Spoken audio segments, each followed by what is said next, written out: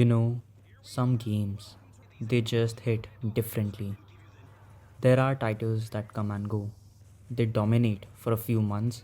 The internet talks about them non-stop, and then, like dust in the wind, they fade. But Skyrim stayed. Even after more than a decade, people are still wandering through those frozen mountains, stealing cheese wheels, shouting dragons out of the sky, as if it's 2011 again. I remember my first time stepping into Skyrim, the slow cart ride, the creak of wooden wheels, the cold mist in the air, and the voice saying Hey, you! You're finally awake. I was about to step into a world that would never really let me leave. You see, Skyrim isn't just a game, it is a place. A place you could escape to after a bad day. A world that didn't ask questions, it didn't rush you, it didn't judge you, it just existed. It didn't question your worth, it just existed, waiting, waiting for you to come back. And somehow, even today, Skyrim still waits. Every single time I boot up Skyrim and that theme hits, and I swear it's like being welcomed home. It's simply more than just nostalgia. It's a rare kind of comfort, that peace that only a few games have ever managed to create.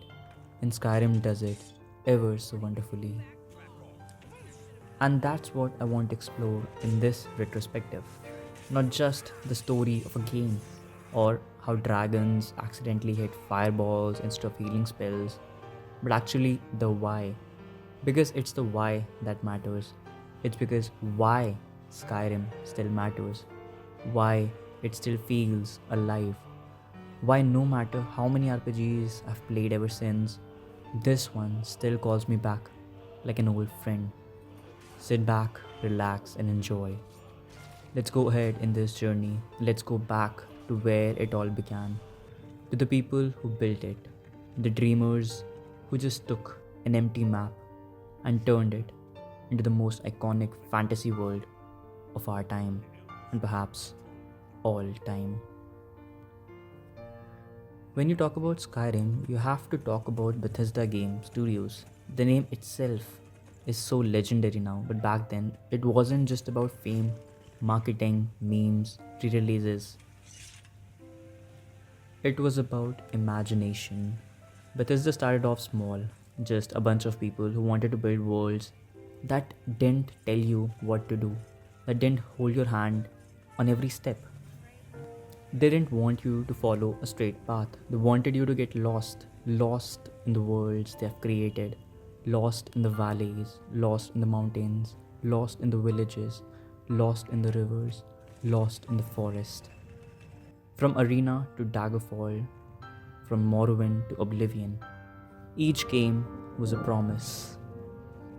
As if they're saying to you that they'll give you freedom and they'll trust you to find your own story, your own journey. And then came 2011, a time when open world games were growing. Sure, they were growing, but none of them felt alive. And that is when Bethesda dropped my favorite game of all time, The Elder Scrolls V, Skyrim. Todd Howard, the man who's basically just a meme at this point, it just works.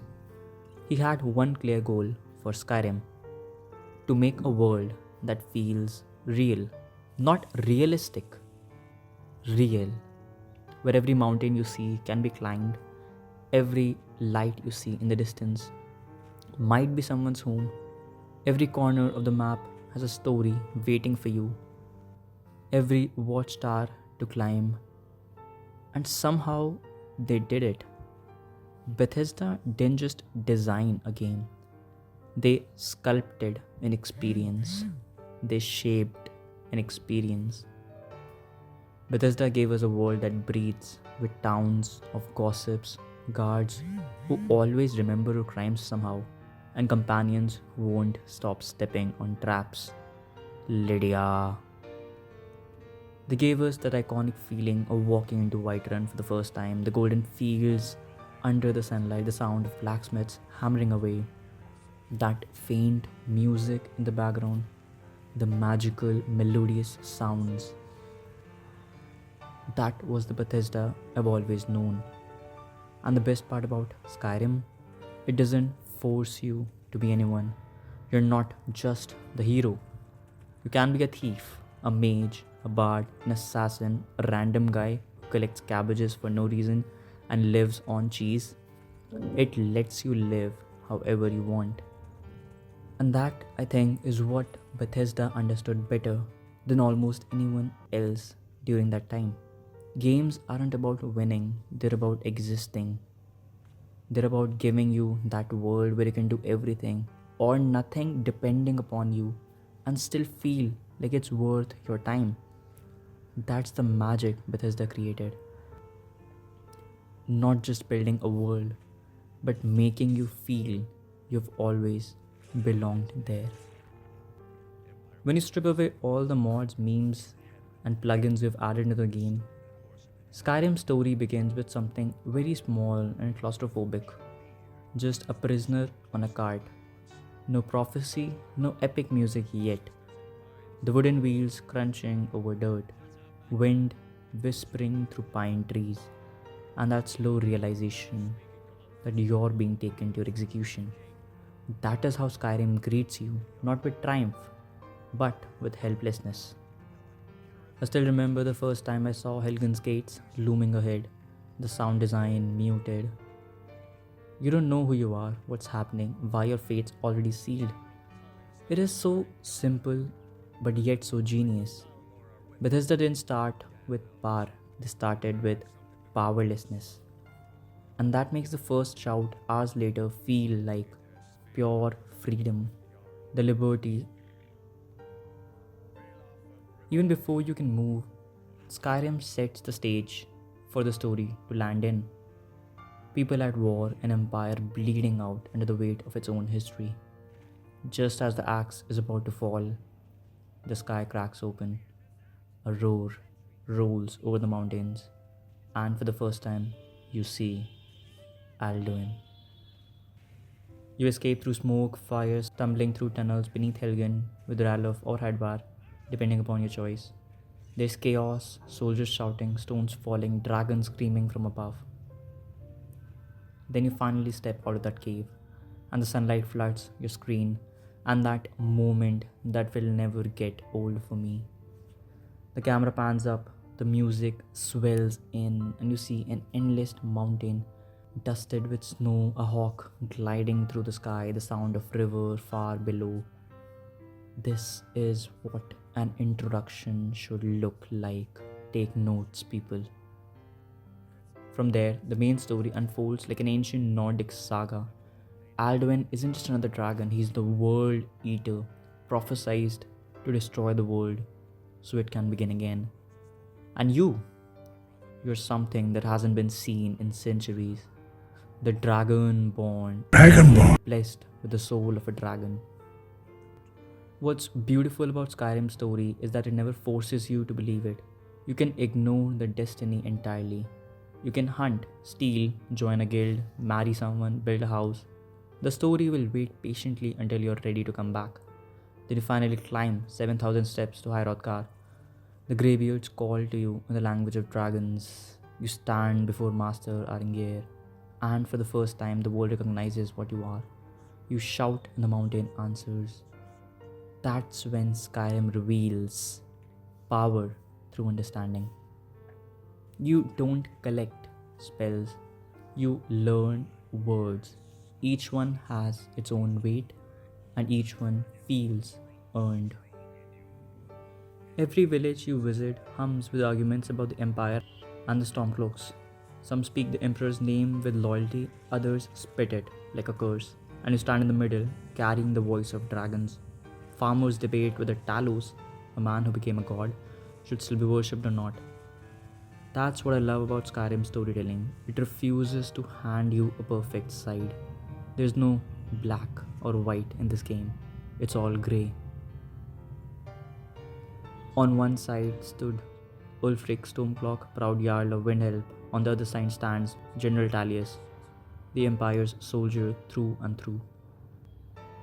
General Talius isn't wrong, neither is Ulfric, and that's the brilliance. The game didn't give us heroes and villains, they just gave us perspectives. It's up to you who you side with. And after hours of hesitation, after talking to villagers, jarls, wandering priests, it didn't even feel like taking off a quest, it felt like a confession.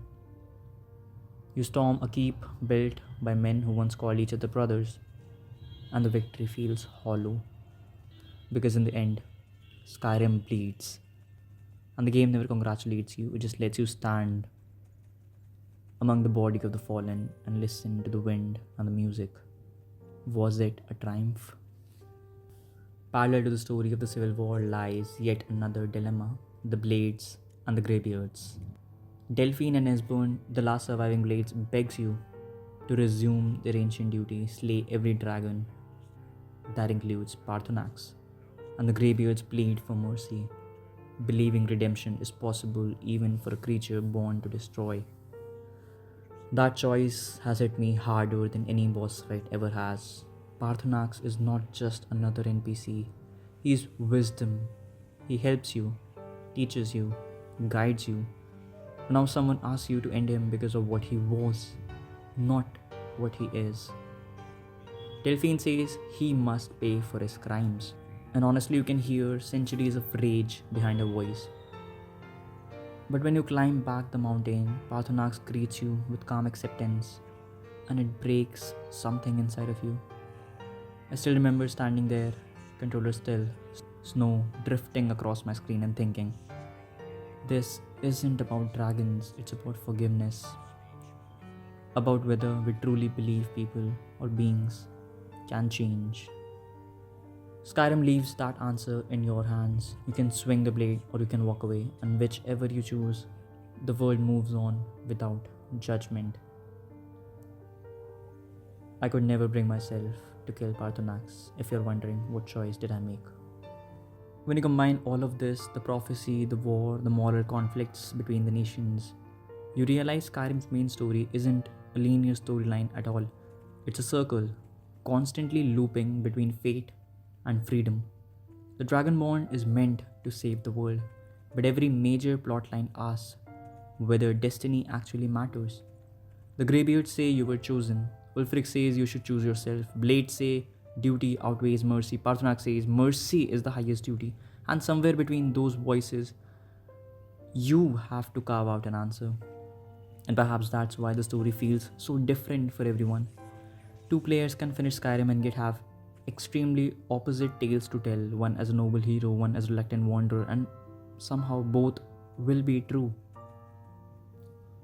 You know, there comes a moment in every Skyrim playthrough when you realize you've stopped following quest. You're no longer chasing a marker on the map, you're just living. That's when the gameplay stops being a system and becomes an experience. When I first started Skyrim, I did what everyone does. I followed the main quest, learned to shout, fought a few dragons, and thought I understood the game. A few hours in, I found myself standing on a road with three choices: mountain to the left, cave to the right, village in the distance. No quest told me where to go, and I realized this is Skyrim. This is the game. It never forces you, it tempts, it trusts you to find your own pace. The freedom isn't just in where you go, it's in who you are and who you choose to be. Mage, warrior, thief, assassin, bard, vampire, werewolf. All of them depending on how chaotic you are feeling. Freedom in this game isn't just about options on menu, it's about building your own identity. It's about playing your story and not the game's. Let's be honest guys, Skyrim's combat is not perfect. The swings feel clumsy, though sometimes heavy. Magic can look spectacular but feel a little inconsistent at times. Archery, oh archery. Archery is where the game clicks. Pulling back the bowstring, hearing that tensed hum in the bowstring, releasing and watching the arrow arc across the valley to drop a bandit silently. It's a thrill that never fades. Skyrim's combat was never about precision, it was about feeling. Every fight felt like a story, especially when you barely survive in it, only with cheesecakes, cabbages, and carrots. You stumble out of a cave, health flashing red, snow sticking to your boots, breath being heavy, and it feels earned. Conjuring a flame atronach or summoning a sword from thin air makes you feel like you're bending the natural laws of the world. And when you combine that with shouts, it's pure fantasy. Fusroda, it isn't just a meme, it's freedom, it's liberation, it's a sound of power. If you ever want to test how well Skyrim was designed, try walking in a straight line. You actually can't. There's always something in the middle. A tower, a strange glow in the woods, suspicious looking cave, mountains. The game distracts you, and that's the point. Bethesda built exploration like a conversation. The world practically speaks to you through lights, sounds, shapes, and you respond by going, okay, fine, I'll check in on it. That's the secret, the Skyrim secret. It doesn't reward efficiency, it rewards curiosity. The best loot isn't gold, armor, or the sword, it's the stories. What makes Skyrim timeless is how its mechanics are simple on the surface but endlessly flexible underneath. You can smith weapons, enchant gear, brew potions, cook food, build homes, adopt children, mine ore, chop wood, fish, hunt, just live quietly in some corner of the map. It's not that these systems are revolutionary individually, it's that they stack. They let you define what progress in a game means. If you want to be a god, max out your skills and conquer everything, you can. If you want to be a wanderer, just hunt, craft, and survive, you can. It doesn't measure success in achievements, it measures it in immersion. Skyrim isn't the most complex RPG system ever built. It might be the most forgivingly human. In Skyrim, you don't pick a class at the start. You don't lock yourself into a build. You act and the world shapes itself around those actions. If you just use a sword long enough, you'll become a warrior. If you pick locks enough, you'll become a master thief. Spend hours enchanting gear and very soon you'll just break the game with your god level stamina regen. It's an elegant system, not because it's deep, but because it's intuitive. Every player, no matter their playstyle, creates their own story of growth.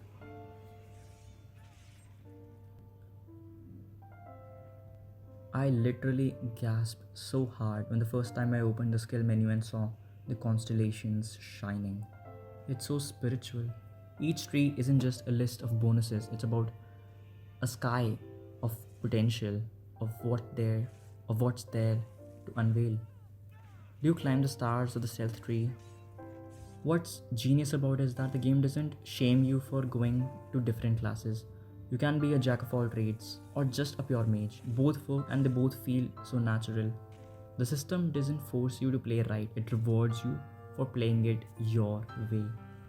The economy in Skyrim is pretty simple. Money isn't scarce, but it matters. You start out broke and you loot every goblet and iron sword you can find just to buy enough healing potions. And you're spending thousands of septims on Breeze Home. And yet, even at your richest, there's always something to save for. A new spell, a new home in Solitude, a shiny horse you'll probably abandon in a week because you're gonna get Shadowmare.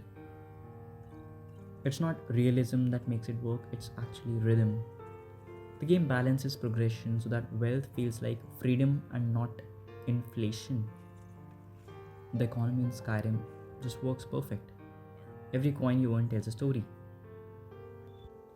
When you break Skyrim down mechanically, it's not flawless. There are exploits, glitches, clunky menus, physics that would send cheese wheels orbiting the moon and the Mars. But here's the thing, those imperfections add to the charm. They remind you that this isn't a simulation, it's a breathing and unpredictable adventure. Every time a dragon lands backwards or an NPC launches into the sky or you launch into the sky by the giants, it's part of the legend now. You don't curse it, you just laugh at it, you clip it and you remember it. When people think and talk about Skyrim, they remember dragons, mountains, the opening cart ride scene. But for most of us, the moments that really stuck came from the guilds. Smaller, tighter stories that made the world feel personal. Every guild isn't just a quest line, it's a mirror of reflections of who you decide to be in this world. Be it the companions, the honor and the beast within, or the College of Winterhold that shows the knowledge at the edge of the world. The Thieves Guild, which reminds you of the shadows in the Ratway, or the Dark Brotherhood, the family of murderers, or the Bard's College, songs of a fading age.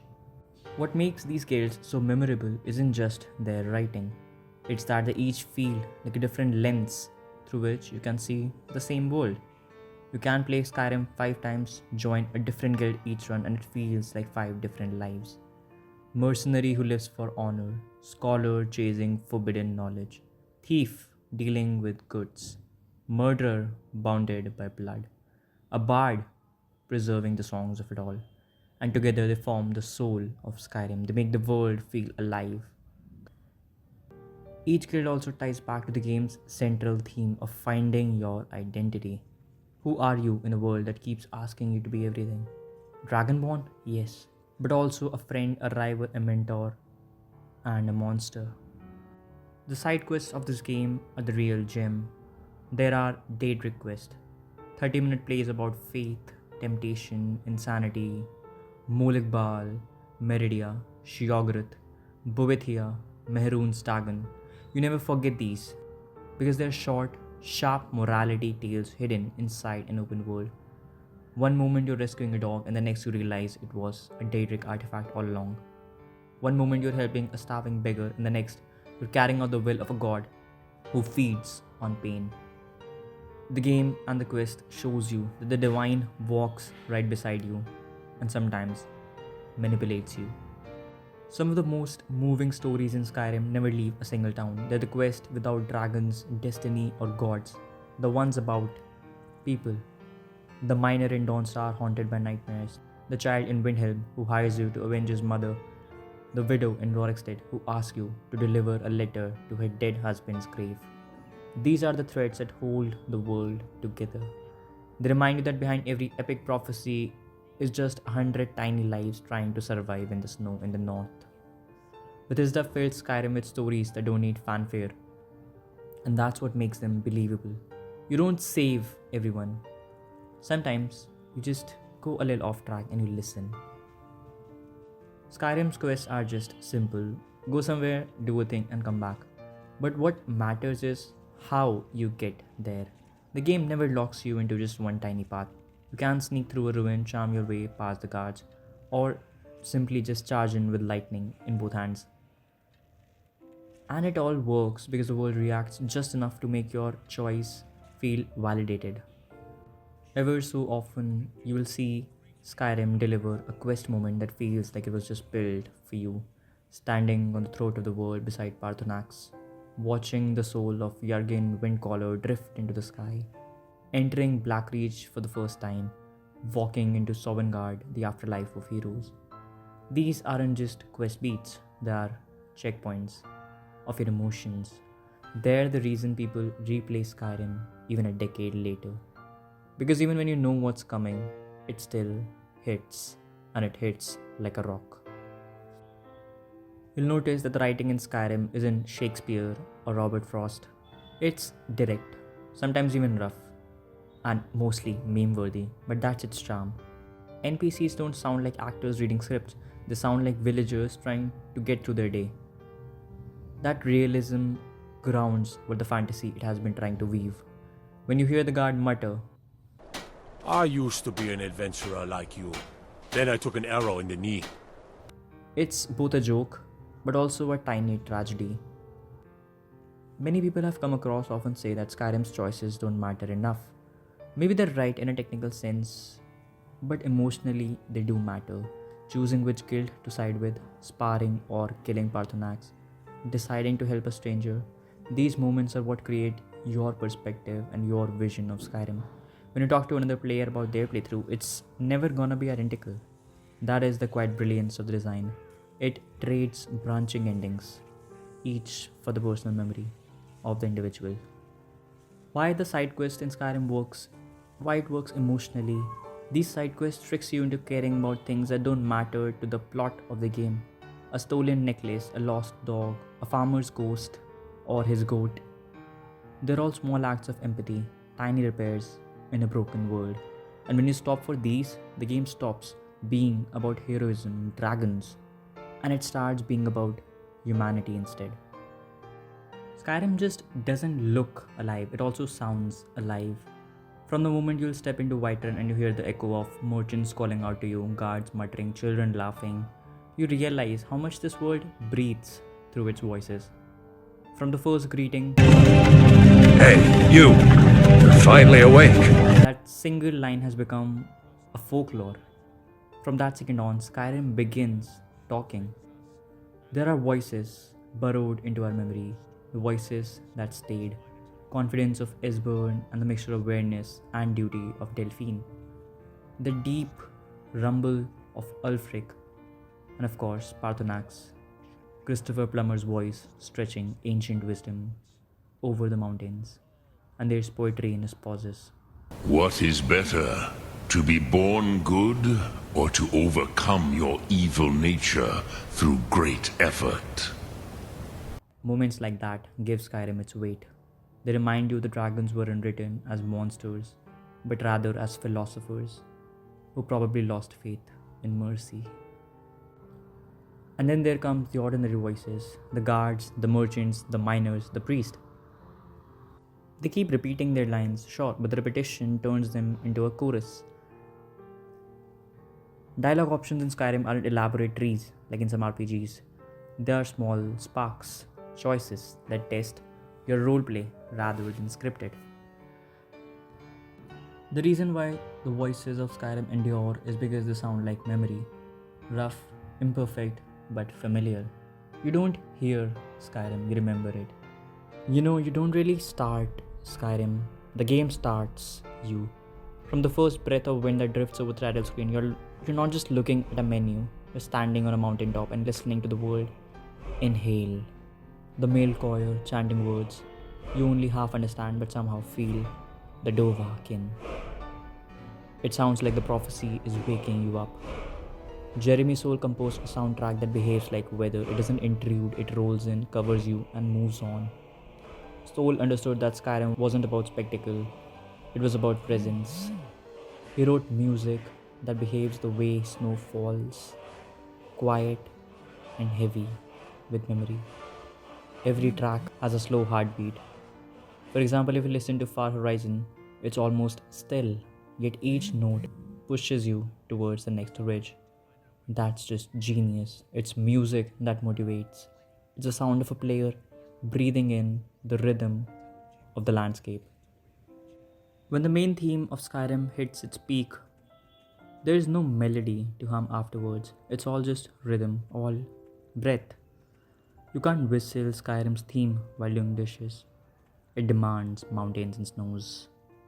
After a fight, when you sheath your sword back, there's often nothing but just wind. And that emptiness lets your pulse settle in and lets you feel the aftermath of a great war, a great battle. A low cello creeps in and reminds you again that you've survived. Most games use music to underline emotion.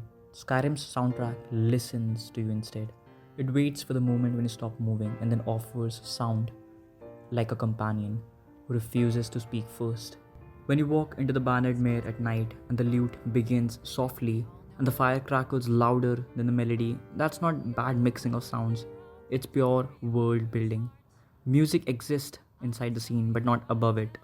You can smell the mead, and when the bard starts, the dragonborn comes. It's a little slightly out of tune, just slightly wary, and perhaps that imperfection makes the world believable. The reason why Skyrim's music still feels alive, it's because they built an audio world that still leaves room for imagination. That space, a slight imperfection, is where players project themselves. It's why people still install it a decade later, just to walk around. Years after release, you can still hum the faint sound of Secunda. It's not even a main theme, it's just a lullaby for wanderers. That's Skyrim at its core, a game that sings you to rest after you have embarked on a long journey. And every time you hear it again, you don't just remember the game, you remember who you were when you first heard it. That is the pulse of nostalgia. That is emotional archaeology. It's hard to explain to people who wasn't here in 2011. You can't explain to them how different Skyrim felt the first time you played it. Yes, there were other role-playing games as well. Dragon Age 2 that had tried to refine BioWare's dialogue-driven drama. Witcher 2 that showed Eastern European fantasy that it could look gritty and mature. Dark Souls redefining what difficulty and environmental storytelling means. But Skyrim made you believe you could walk forever. Other RPGs asked you to live inside a story. Skyrim handed you a continent and said, write one. It didn't scold you for skipping quest. It didn't punish you for going out of your way. You could chase a butterfly, lose 3 hours and still feel like you'd accomplished something. Most RPGs measure progress in plot points. Skyrim did it in footprints. There's a line that I will keep coming back to whenever I replay Skyrim. Hey, you! You're finally awake! It is so simple, but the greeting carries the heart of what the game does best. From that moment, everything feels like it's your fault, your curiosity, your story. It's your journey. And it is that openness. And that openness is why the game works for so many kinds of players. You can be a role player, you can be someone who just wants to climb every mountain. You can be a power gamer. The game never tells you you're playing it wrong. It just gives you that access. It is that emotional accessibility at its purest. Modern RPGs, Baldur's Gate, Starfield, Cyberpunk, and even Witcher 3 all talk about choice, but they often frame those choices inside fences. You pick a dialogue line, watch a cutscene, and feel the result. In Skyrim, the choice lives in your movement. You decide to ignore a quest marker and hike east because a ruin caught your eye. You decide to save a stranger on the road. The game barely acknowledges it, yet the world quietly adjusts. A courier delivers a letter, a town whispers your name, and a guard comments on your armor. When people say Skyrim feels like home, that's what they mean. It's not just nostalgia for the graphics or the combat. It's that the world has room for your memories. It's the equivalent of your hometown you can revisit, knowing that the streets haven't changed much, but your perspective has because you have seen the world. Every RPG lives or dies by its choices. Not the major ones that flash on screen, but the subtle, human-sized ones that creep up quietly and make you pause for just half a second. And that is where the real emotional hook hides. When a game gives you control, it's not handing over you mechanics, it's handing over you responsibility. And the moment you pick a dialogue option or decide whether to steal that loaf of bread, you're shaping a world that reflects something back at you. That is the emotional loop of acting, seeing the consequence happen, feeling something, and then acting again. It's not about winning, it's about feeling to be seen. Skyrim plays that loop with an almost invisible hand. Its morality system isn't rigid. You can save a village in the morning and rob it blind by night, and the game doesn't even judge you, it remembers you. A guard might recognize you, a merchant might raise prices, a follower might leave. And those ripples create that weight. And the whisper, the world noticed. And that is probably more satisfying than any of the cutscene. The quiet genius of Skyrim is that it doesn't tell you who you are, it shows you who you've become. When your actions start defining your narrative, you stop playing a game and start living a story, and that's where fulfillment blooms. The consequences don't even have to be huge. Think about letting a follower die, just because you misjudged a fight, walking into Bree's home and noticing an empty chair. There is no achievement for that moment, no pop-up reward, just a tiny egg that says, you mattered to someone. That's art. Skyrim isn't just nostalgia, it's muscle memory. Skyrim has this way of lodging itself between habit and heritage. Booting it up doesn't feel like starting a game, it feels like going back home after a long trip. And if you ask me, that is the gravitational pull of Skyrim. The title screen fades in, Jeremy Soule's theme starts its steady chant, and your brain releases that, oh yeah, this place, yeah, I know this place. You don't even need to play it yet. The feeling arrives before the gameplay does. It happens on the main menu. Every previous character you've built is there, like old friends waiting to greet you. Some worlds are unforgettable because they astonish you once. Skyrim sticks because it remembers you back. Or at least it feels like it does. The roads are still there where you left them. The guards still gossip about your last crime. The Whiterun skyline looks exactly the way it did the first time you saw it. There's comfort and consistency. Every time I come back to Skyrim, I think, I know this place like the back of my hand. I take 5 steps off the road to Whiterun and stumble into a cave I've never even seen before, and that's the quiet magic of it. The world feels familiar, yet it always finds a way to surprise you. You recognize throat of the world, you know where the tundra meets the pines, the weathers, the lighting, even the random encounters you reset the experience, and even the random encounters. So when every few months you see that Skyrim logo again, your neurons just light up and they're greeting an old friend. They remember the loop. They want the loop, and the best part, the loop never really ends. It just pauses again until you're ready for it again. And let's not forget the little things, the modding freedom, the community tools, the weird charm. The next Elder Scrolls shouldn't try to outshine Skyrim, it should build on it the way a mountain grows, slowly, naturally, layer by layer. Because what people really want isn't just a new Skyrim, it is that chance to feel that first time all over again. The wonder, the discovery, the homecoming to a place they've never seen before yet somehow always known.